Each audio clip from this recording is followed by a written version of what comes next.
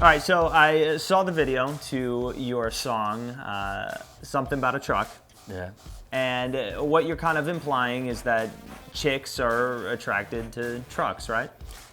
Man, from the town I was from, that was just kind of it. I mean, you kind of had to create your own fun because there was nothing going on for, teenagers growing up. So we all had trucks, and you park them out in fields, and that's kind of what they were attracted to at a young age, you know what I mean? So I just kind of wrote about those experiences growing up, and I mean, that was our life every weekend night was by some river or field or just parking, hanging out, drinking beers, having fun. Okay, so based on that theory, I know it's not guaranteed, but if I go out and purchase, you got about a 75% chance, man. It'll increase your chances a pretty good bit. Really? So I wouldn't necessarily get Carrie Underwood, but I might be a little bit closer. She might notice you now, though. Okay. She might notice the big rims and tires, man. You know, I would be fine with even getting a chick like the one in the video. What are you in right now? I'm in a Nissan. Truck or car? Car.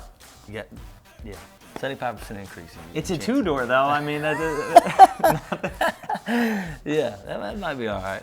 So, I would even settle for the girl in the video, man. Who is that? She's a knockout. She's a cute girl. She was a friend of one of my friends. It was kind of like a casting agent in Nashville. Okay.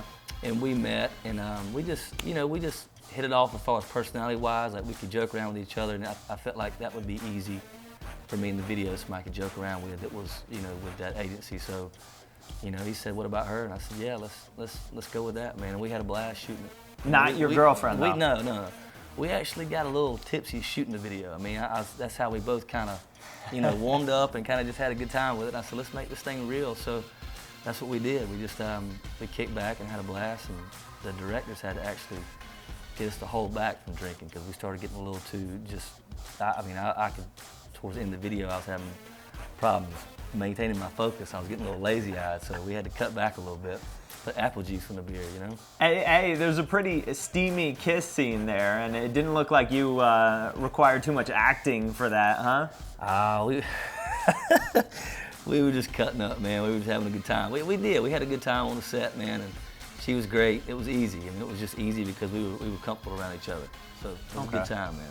So, judging by the kiss, if that isn't your girlfriend, then I know you're single. Because if you were taken, that wouldn't have went down like that. So I might have got hit when I got home. Do you have any current crushes now, like in the industry? Was there anybody when you were coming up you were like, oh, I really want to meet her? The only person that I've never been a person that's been starstruck by movie stars or models or actors. Like people on TV, I've never been like drawn to, but. The only one, except one, there was one exception. When I was coming up through college, Shania Twain was monstrous. I gotta admit, I had the biggest thing for Shania Twain coming up.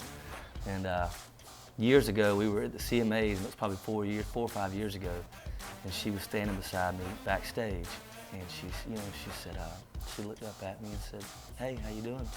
And there was my opportunity to say something, and I completely froze. And I think all that came out was, "Hey, so." And then she just kind of looked at me awkward and walked away, and then I was like, that was my Shania Twain story. So she was something coming up. The only one. When you met her, did you have a truck at that point, or you didn't? Yeah, I did. Yeah, I've had one. The Isuzu Stylus, we got rid of that the first year of college. It was done. Kip, that ruins your theory then, man. Well, she didn't see me in the truck, though. Oh, okay. I was just standing there, and I couldn't come up with nothing to say, so. I got you. All right. Yeah. So let's talk some business, man. You need to be talking to GMC, Dodge, Chevy. This song should be in every car commercial there is. We'll see. We'll see what happens, man. I mean, if they like it and it gets big enough, then maybe they'll come calling me. We'll see. Okay. And now you're currently on tour with David Nail, right? Me and David and Billy Currington. Okay, do you guys have like arguments about who has the best facial hair, or? He gives me a hard time because he knows that I lived in Hawaii for a long time. I lived outside for a good while. Yeah. And he always makes fun of Kip needs to shave and bathe because he's damn hippie, this and that kind of stuff. And I lived like that for a long time. I just lived outside and surfed and backpacked, and so he gives me a hard time about that. Now, and Billy, I was looking at some stuff of him online, and you know, I was checking out a bunch of different articles and things like that, and all these pictures pop up of him like shirtless and stuff like that. He's got the 8-pack going on. I mean, is that like intimidating? Does he come out on stage like that? No, he don't come out on stage. He'll come out there barefooted though, man. I mean, Billy's a free spirit, a lot like I am, and I think that's why this will be a good mesh for a tour. We start in 2 weeks, and okay. We get along great, man. It'll be easy because he's such an easy hang. So, but he doesn't come out there shirtless. I don't good. think he's gonna do that, man. Yeah, because I mean. Yeah, I mean, how am I gonna follow that? Right, You know? right. You got to come out in your truck. Yeah. Kip, thank you so much for Thanks. being on the show, man. You bet, bub. And somebody kiss, it's gonna lead them all on that drop tailgate back behind the core. The most natural thing you ever felt before. Yeah, there's somebody kiss.